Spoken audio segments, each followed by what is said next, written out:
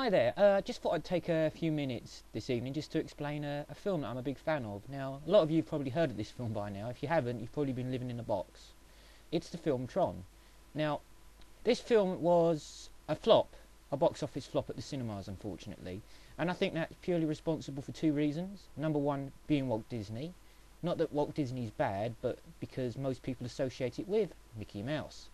So they can't take the film seriously. And number two is it was ahead of its time. A lot of people didn't understand what they were seeing and what was going on, myself included. Now, when this film came out, obviously I was a lot younger, very much smaller in fact, and less educated. And they used words and terminology that I hadn't heard. They were using words like program and user and web and, well, I mean, I always thought that a user was somebody who took the mickey out of you, and a program was something you watched on the telly. So when I started hearing these buzzwords popping in and out of the film, I didn't quite know what was going on. And secondly, I must say, in this film they do use a lot of buzzwords and terminology which still makes no sense. It's a bit like Voyager when they go off on one, isn't it? Never mind, I'm not going to talk about Voyager. Now, this film stars a very young Jeff Bridges, no prizes for guessing what film he's been in recently, and also a very young Bruce Boxleitner. Kind of hard to understand. He's going to become the captain of Babylon 5. But there you go, stranger things have happened. And a very young David Warner. And geez, does that guy never look young? I think he was born old. And let's not forget, possibly one of the most memorable scenes from the film, and possibly the most copied, the bikes. The effects in this film, I think, stand up well today. And I think that's another thing that let this film down to the general public, is it just looked too unbelievable for the time. We weren't used to this kind of thing. So yes, again, that's probably another downfall of the film. It looked too futuristic and confused people. But damn, this scene still looks good now.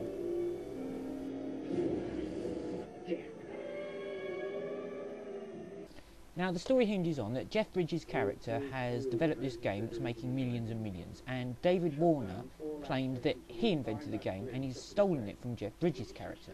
Now, Jeff Bridges is trying to get back this game, and he knows it's saved somewhere on the master computer.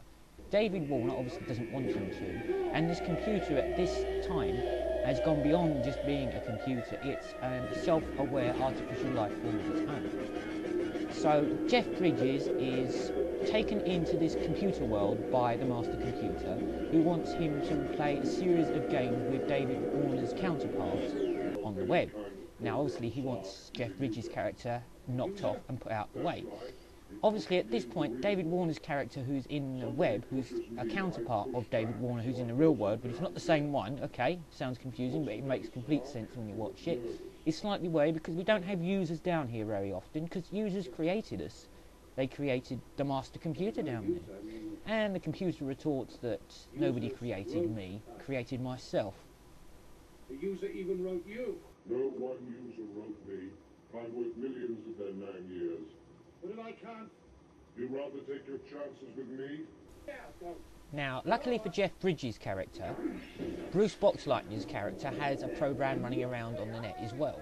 And he goes by the name of Tron. Now, Tron has been set into motion by Bruce Boxleitner's character to set the net free. I'm assuming it's the net. It's never really explained. What it is, it's being monopolised by the master computer, and Tron's had enough of it, deleting programs as it goes along to make itself even more powerful. So Tron is the only one who can set them free. Think of him as a messiah. Now, Jeff Bridges' character, with the aid of Bruce Boxleitner's Tron, the program is, take on the master computer. Obviously there's a lot going on to and fro, and I'm not doing any more explaining of the actual story that goes on because it's a damn good film. We're treated to some of the best effects that have been seen on a cinema up until that time. I'm not quite sure if they're computer generated or they're some sort of animation. They look very primitive graphics to me, but I couldn't say for definite. But this film really stands out. It's a real shame that a lot of people didn't appreciate what they were trying to do with the story. But it's been copied so many times of bike racing. A lot of puns and jokes that we hear nowadays held back to a lot of what went on in this film. So we really have to be thankful for this. And it's just a shame that people, obviously, because it was Walt Disney, didn't take it seriously enough.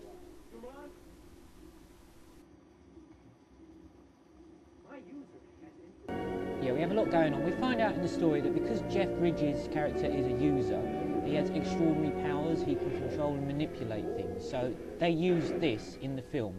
And eventually it comes to a part where you think that he's going to have to sacrifice himself for Tron so that Tron can make the final move on the master computer. Well, needless to say, Jeff Bridges' character makes it back to, well, the land of the living, shall we say. But I didn't want to ruin the ending, but to be honest with you, if you haven't seen the film yet, you deserve the end ruined for you. Sorry.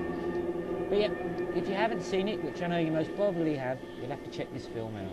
It's a very, very good film. I get annoyed sometimes that a lot of people overlook this film, and it will go down in my collection of DVDs and films. It's at least in the top 10, I can tell you that.